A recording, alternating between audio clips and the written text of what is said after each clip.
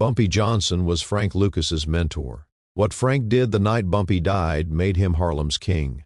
July 7, 1968, 1:47 a.m. Frank Lucas was driving Bumpy Johnson home from Wells' restaurant when Bumpy grabbed his chest. "Pull over." Bumpy's voice was tight. "Strain." Frank looked in the rearview mirror. Bumpy's face was gray, sweating, his hand clutching his chest like he was trying to hold his heart inside his body. "Boss, you okay?" I said, "Pull over now." Frank yanked the Cadillac to the curb on 146th Street. Bumpy opened the door, stumbled out, fell to his knees on the sidewalk. Frank was out of the car in seconds. "Bumpy, Bumpy, talk to me." Bumpy looked up at Frank. His eyes were scared. Bumpy Johnson, the man who'd stared down the Italian Mafia, who'd survived 20 years in prison, who'd ruled Harlem with an iron fist, was scared. "Frank," Bumpy's voice was barely a whisper, "get me home. I need to die at home, not on the street like a dog." "You're not dying. I'm taking you to the hospital." "No." Bumpy grabbed Frank's arm. His grip was weak but desperate. "Home, Frank, take me home, please." Frank hesitated.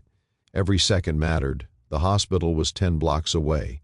But Bumpy was begging, and Frank had never refused Bumpy anything in 15 years. "Okay, boss. Okay, I got you." Frank lifted Bumpy, this giant of a man who weighed 220 lbs, and carried him to the car, laid him across the back seat. Then Frank drove like hell toward Bumpy's brownstone on 141st Street. He ran every red light, hit 70 miles per hour on residential streets, praying to God he wasn't about to watch his mentor die in the back of a Cadillac. Frank Bumpy's voice from the back seat. "Yeah, boss, I'm here. We're almost there. Just hold on." "Stop the car." "What?" "No, we're 2 minutes from stop the car, Frank.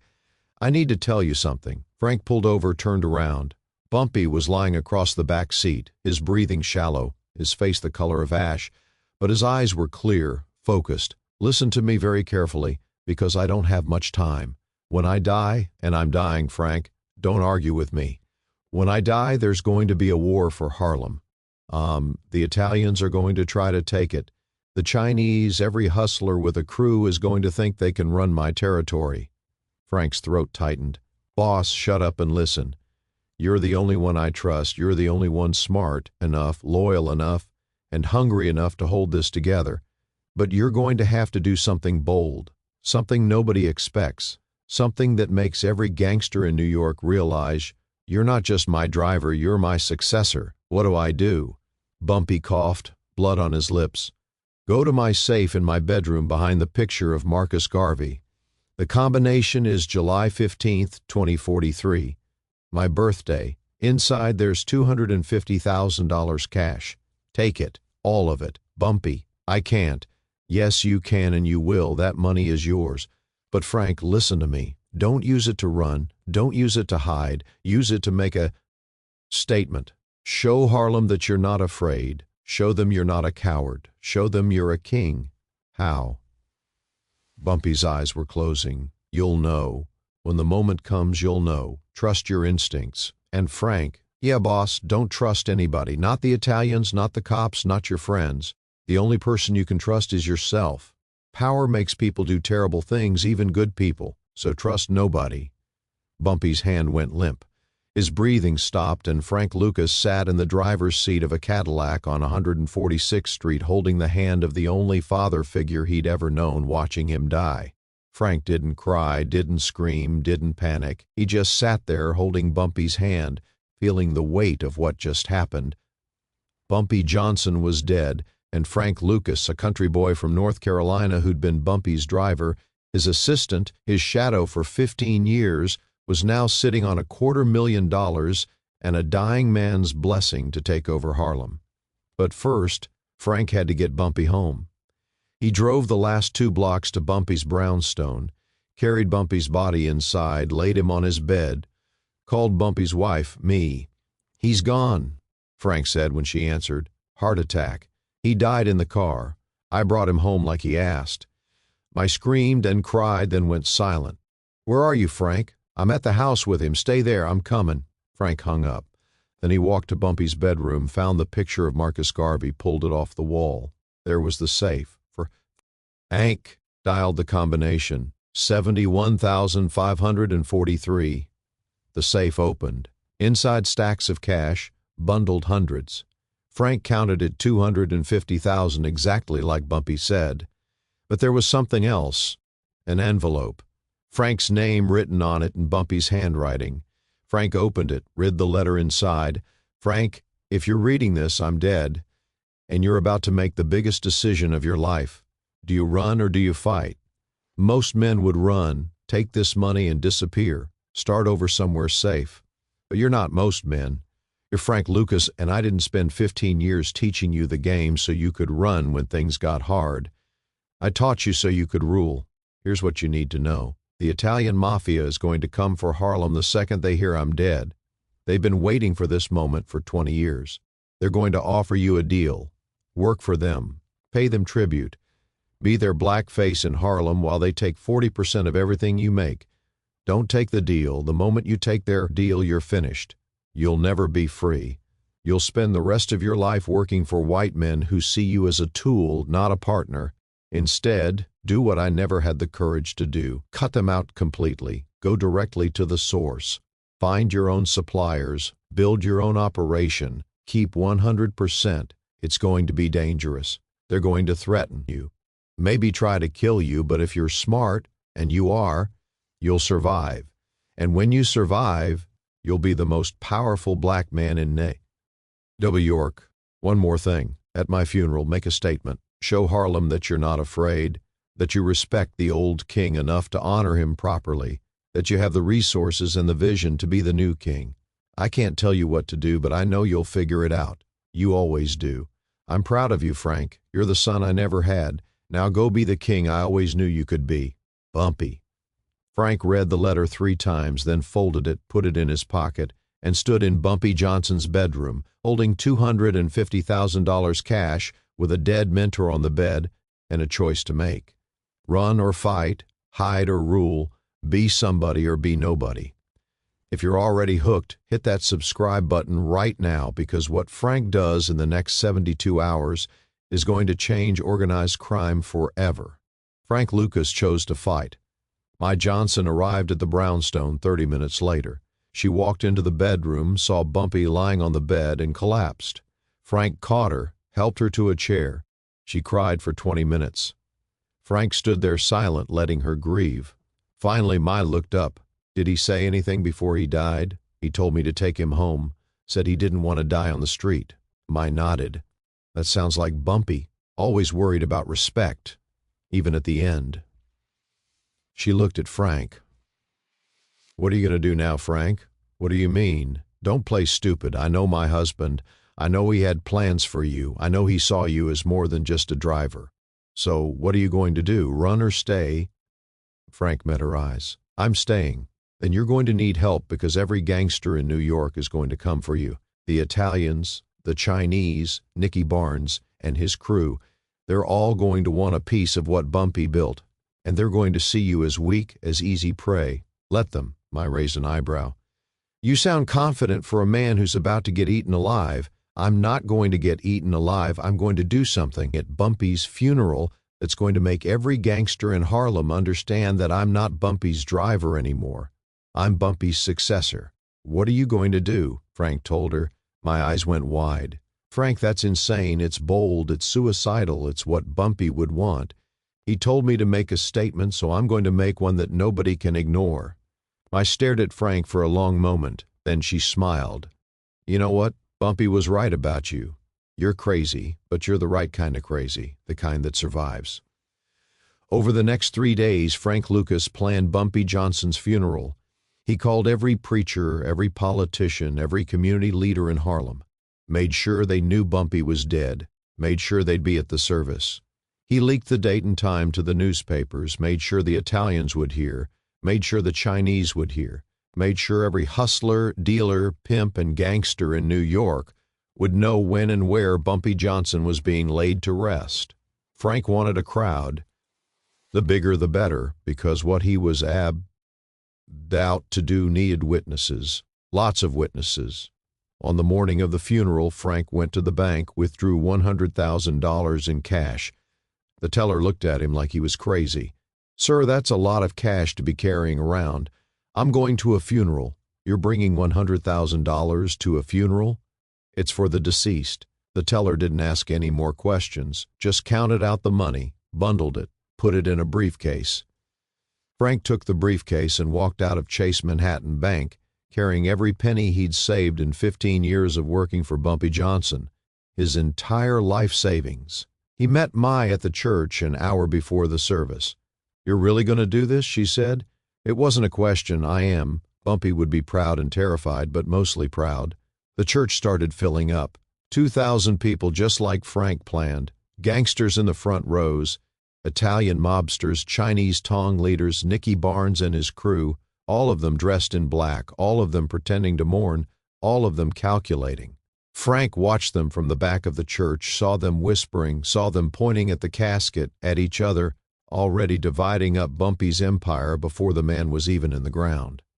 Frank waited until the church was completely full, until every seat was taken, until people were standing in the back.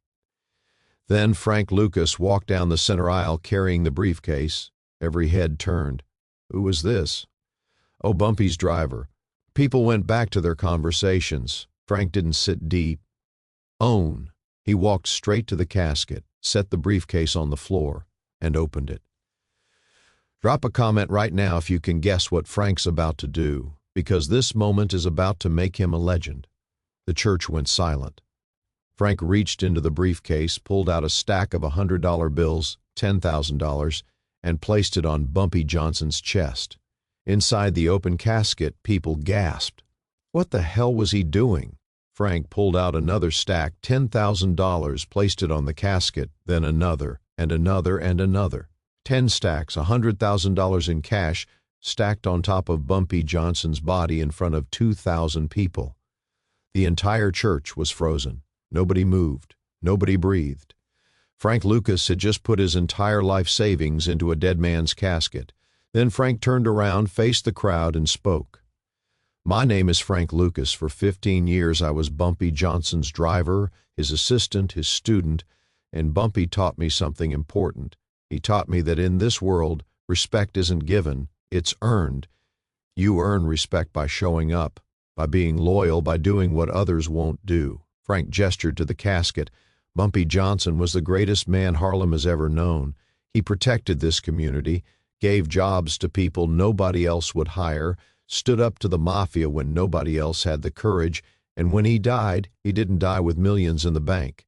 He died with honor, with dignity, with the respect of everyone who knew him. Frank's voice got harder. "Now, I know what all of you are You're thinking Bumpy's dead, and now Harlem is up for grabs. You're thinking you can walk in here and take what he built. Divide it up among yourselves like it's a business you just bought." Frank pointed at the Italian mobsters. "You think you're going to put your people in charge? Collect your tribute. Run Harlem like you run everything else in this city." He pointed at Nicky Barnes. "You think you're next in line, that because you're young and ambitious you deserve to take over." Frank shook his head. "You're all wrong because Bumpy didn't build this empire for you. He built it for Harlem, for the people, and he left it to someone he trusted to protect it. He left it to me." Nicky Barnes stood up. You're nobody." Frank didn't flinch. "I was nobody. I'm not nobody anymore because I just proved something none of you can prove. I just proved I'm willing to sacrifice everything for respect. I put $100,000, my entire life savings, into Bumpy's casket. Not because I'm rich, because I understand what matters. Loyalty, honor, respect, things none of you care about." Frank locked eyes with the Italian mobsters. "You want Harlem? You're going to have to go through me. And I'm not Bumpy. Bumpy played by the old rules, made deals, paid tribute. I'm not playing by those rules. Starting today, Harlem belongs to Harlem. You want to operate here? You ask my permission. You pay me, not the other way around." The church erupted, people shouting, mobsters threatening. But Frank Lucas stood his ground. He'd made his move, put Aisha, everything on the line, and now there was no going back. Smash that like button if you can't believe Frank just did that, because the aftermath is going to shock you even more. Frank Lucas walked out of Abyssinian Baptist Church and got into his car. His hands were shaking, not from fear, from adrenaline. He just claimed a criminal empire in front of 2,000 witnesses, declared war on the Italian Mafia, challenged Nicky Barnes and backed it up with $100,000 that proved he was serious. Now came the hard part, surviving. Frank drove to a safe house in the Bronx, a place nobody knew about. Not his crew, nobody. He needed to think. The phone rang within an hour, a payphone number Frank recognized. He answered, "Yeah, Frank Lucas." The voice was Italian, thick Bronx accent. "Who wants to know?" "Carmine Tranti, acting boss of the Lucasi family. We need to talk." Frank's blood went cold. Tranti ran one of the 5 families. If he wanted to talk, it meant Frank's speech at the funeral had gotten attention, dangerous attention. Talk, not on the phone. "Ralph's Restaurant. Tomorrow night, 8 p.m. Come alone." The line went dead. Frank sat there staring at the phone. Ralph's Restaurant was Mafia territory. Going there alone was suicide, but not going was worse. It would make Frank look scared. And in the gangster world, fear is death. The next night, Frank walked into Ralph's. The restaurant was empty except for one table. Carmine Trey sat there with 6 bodyguards, all of them staring at Frank like he was a dead man walking. Frank sat down. Tramonte poured wine. "You got balls, kid, I'll give you that. Most men wouldn't talk to us the way you did at that funeral." "I wasn't talking, I was stating facts." Trante smiled. "Facts. I like that. Here's a fact for you. Bumpy Johnson paid us 20% of everything he made in Harlem. That was the deal. He kept the peace. We let him operate. Everybody was happy." "I'm not Bumpy." "No, you're not. Bumpy was smart. Knew when to bend. You're stiff, rigid. That's going to get you killed." Frank leaned forward. "Or it's going to make me rich. Because here's what I know that you don't. Harlem doesn't want to work with the Mafia anymore. They're tired of white men taking 20% of black money. They're tired of being told what to do in their own neighborhood. But they'll work with me because I'm one of them. I understand them. I respect them. And you think that's enough? I think loyalty is worth more than fear. Bumpy ruled through loyalty. That's why people loved him. That's why they die for him. You rule through fear. That's why people betray you the first chance they get." Tranti's face hardened. "You're insulting me in my own restaurant. I'm telling you the truth. You can kill me for it, but that won't change the fact that Harlem doesn't want you. They want me." Trante stared at Frank for a long moment. Then he laughed. "You know what? I like you, Frank Lucas. You're either the bravest man I've ever met or the dumbest. I haven't decided yet. So here's what I'm going to do. I'm going to give you 3 months. 3 months to prove you can run Harlem without us. If you can do it, if you can make money, keep the peace, hold your territory, then we'll respect your independence. But if you fail, if there's violence, if you lose control, if people start dying because you don't know what you're doing, we step in. We take over and you disappear. Deal?" Frank extended his hand. "Deal." They shook. Frank had just bought himself 3 months. 90 days to build an empire from nothing. 90 days to prove the Mafia wrong. 90 days to become what Bumpy always knew he could be, a king. Frank walked out of Rouse alive. That was step 1. Step 2 was harder, actually building the empire. The next morning, Frank called a meeting every dealer who'd worked for Bumpy, every enforcer, every hustler, 30 men total. They met in a warehouse on 125th Street. Frank stood in front of them. "Bumpy's dead. Some of you are thinking about leaving, working for someone else, starting your own thing. I don't blame you. You don't know me. You don't trust me. All you know is I was Bumpy's driver. But here's what I want you to know. I learned everything from Bumpy. How to move product, how to avoid police, how to keep the peace, how to make money. And I learned one more thing. How to be loyal. Bumpy was loyal to this community, to you, and I'm going to be the same way. Work with me and you'll get rich. Betray me and you'll disappear. It's that simple." One of the dealers, a guy named Jerome, stood up. "Why should we trust you? You ain't never run nothing. You just drove Bumpy around." "You're right. I haven't run anything yet, but I'm going to. And here's how I know. Because I just negotiated with the Mafia and got 3 months to prove myself. Because I put $100,000 in Bumpy's casket to show Harlem I'm serious. And because I'm standing here right now instead of running away. That takes guts, and guts are what you need to survive in this game." Jerome sat down. Nobody else challenged Frank. "Good," Frank said. "Now here's the plan. We're going to do something Bumpy never did. We're going to cut out the Italians completely. Find our own suppliers, keep 100% of the profit. It's going to be dangerous. The Mafia is going to push back. But if we're smart, we'll survive. And when we survive, we'll be richer than anyone in Harlem has ever been." One dealer raised his hand. "Where are you going to get the product?" Frank smiled. "Leave that to me." Over the next 2 months, Frank Lucas did what no black gangster had ever done before.